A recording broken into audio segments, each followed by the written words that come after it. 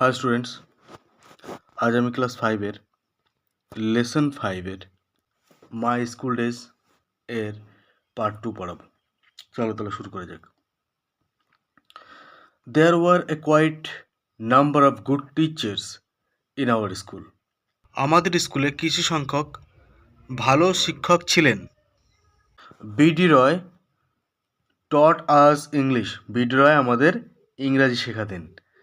He was a small man. তিনি ছিলেন একজন ছোট মানুষ। দেখো, স্মল ম্যান বলা হয়েছে এই কারণ তার হাইট ছিল কম। Who took great care to ensure that we pronounced English correctly. তিনি খুব যত্ন সহকারে নিশ্চিত করতেন যাতে করে, এনশিওর মানে কিন্তু নিশ্চিত করা, যাতে করে আমরা ইংরাজির উচ্চারণ সঠিকভাবে করি। One day he told us the story of the ox and the frog from Aesop's fable. একদিন তিনি আমাদের একটি ষাঁড়ের ও একটি ব্যাঙের গল্প বললেন, যেটি নেওয়া হয়েছিল অ্যাশোপসের নীতিকথা থেকে। ফেবলস মানে নীতিকথা বা উপকথা। Before telling us the story he taught us how the pronunciation of THE depends on whether the following word begins with a vowel or consonant. গল্পটি বলার আগে তিনি আমাদের শিখিয়েছিলেন যে THE এর উচ্চারণ নির্ভর করে যে শব্দের আগে বসবে সেটি কনসোনেন্ট নাকি ভয়েল। দেখো, এটা বলার আগে বলে নিই, এই THE এর উচ্চারণ কি হয়, ভয়েলের আগে কি হয় এবং কনসোনেন্টের আগে কি হয়, এর উপরে আমি একটা শর্ট ভিডিও বানিয়েছি। আমি ডেসক্রিপশনের লিঙ্ক দিয়ে দেবো, দেখে নিও তোমরা। I fondly remember our head Pandit Bhattacharya sir for his excellent handwriting. আমি আমাদের হেড পণ্ডিতকে ভালোভাবে মনে করতে পারি, যিনি কে ছিলেন? ভট্টাচার্য স্যার। তার এক্সেলেন্ট হ্যান্ডরাইটিংয়ের জন্য, অর্থাৎ তার চমৎকার হাতের লেখার জন্য। দেখো, এক্সেলেন্ট মানে চমৎকার। আই ডোন্ট থিঙ্ক, আমি মনে করি না, anybody else could right Bengali more beautifully on the blackboard.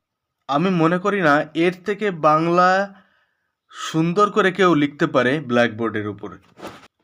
I was not very good at sport, অর্থাৎ আমি খেলাধুলায় খুব ভালো ছিলাম না। But I could draw very well, কিন্তু আমি ছবি আঁকতে পারতাম খুব সুন্দরভাবে। অ্যাজ এ রেজাল্ট, যার ফলে I became the favourite of our drawing teacher আশুবাবু।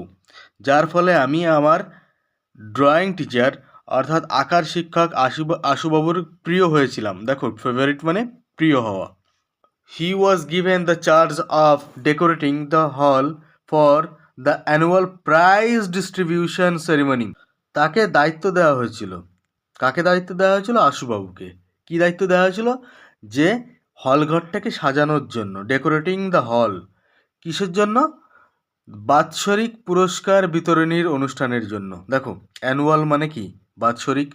Prize distribution ceremony, prize মানে পুরস্কার, ডিস্ট্রিবিউশন মানে বিতরণ করা, আর সেরিমনি অনুষ্ঠান, তোমরা জানো। He also conducted an event called music drawing. সে আরও পরিচালনা করেছিল। কন্ডাক্টেড মানে পরিচালনা করা।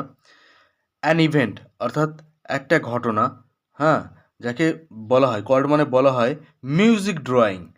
একে বলা হয় মিউজিক ড্রয়িং। দেখো, মিউজিক ড্রয়িংয়ের বাংলা বললে মিউজিক মানে সঙ্গীত, আর ড্রয়িং মানে আঁকা, অর্থাৎ সঙ্গীত অঙ্কন। ফর দিস ইভেন্ট, এই ঘটনার জন্য, there would be a blackboard and coloured chalk on a table. এই ঘটনার জন্য সেখানে একটি ব্ল্যাকবোর্ড থাকবে এবং রং বেরঙের চক থাকবে টেবিলের ওপরে। A student would sing a song and another would draw a picture on the blackboard. একটা স্টুডেন্ট গান গাইবে, আর একটা স্টুডেন্ট ব্ল্যাকবোর্ডের উপরে ছবি আঁকবে। Trying to capture the lines and colour the essence of the song, অর্থাৎ গানের প্রয়োজনীয় অংশটুকু সে ছবির মাধ্যমে ফুটিয়ে তুলবে, অর্থাৎ ছবির মাধ্যমে বলতে ওই ছবি এঁকে ফুটিয়ে তোলা হবে। ইন দিস ওয়ে, এইভাবে, Through many such happy and memorable episodes, I spent 6 years of my school life. এইভাবে অনেক সুখী ও স্মরণীয় ঘটনার মধ্যে দিয়ে আমি আমার 6 বছরের স্কুল জীবন অতিবাহিত করেছি। 10 years after leaving school, school ছাড়ার 10 বছর পর, I went back there just once, আমি সেখানে একবারই গিয়েছিলাম। জাস্ট ওয়ান্স মানে একবারই। Probably to attend a reunion of ex students, অর্থাৎ প্রবাবলি সম্ভবত to attend a reunion of ex students, সম্ভবত পুরনো ছাত্রছাত্রীদের সঙ্গে পুনরায় সাক্ষাৎ করার জন্য বা পূর্ণ মিলনের জন্য। রিইউনিয়ন মানে পূর্ণ মিলন।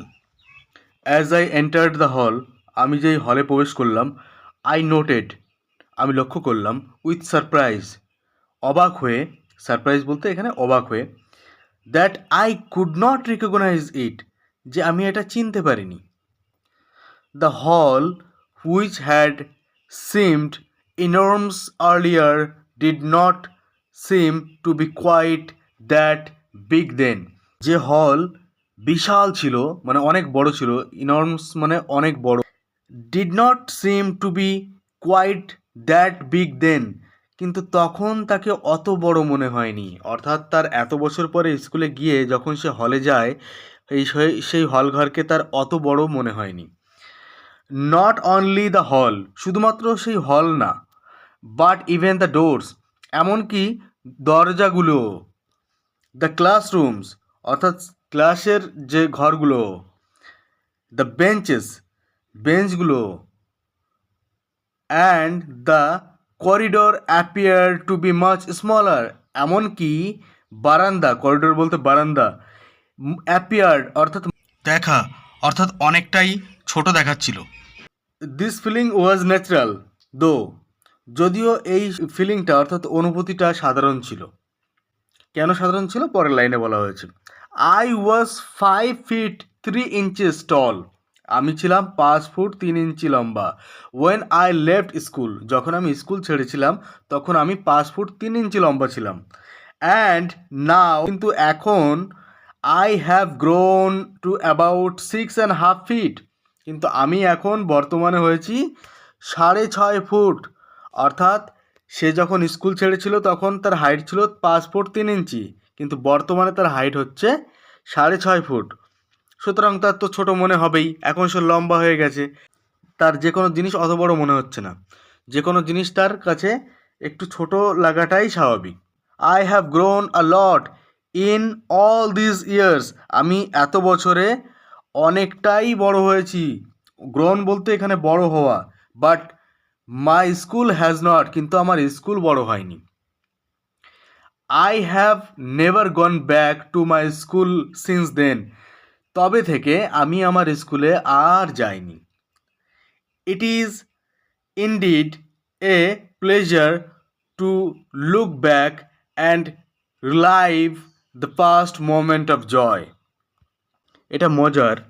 দেখো, it is indeed a pleasure, এটা প্রকৃতপক্ষে মজার বা আনন্দের। ইনডিড বলতে প্রকৃতপক্ষে, আর প্লেজার বলতে আনন্দ, এটা প্রকৃতপক্ষে আনন্দের। টু লুক ব্যাক, পেছন দিকে দেখলে, পেছন দিকে দেখলে মানে অতীতের দিকে দেখলে আর কি। To relive the past moment of joy, অর্থাৎ অতীতের দিকে ফিরে তাকিয়ে আনন্দে বাঁচা। আজকে তোমাদের আমি মাই স্কুল ডে শেষ করে দিলাম।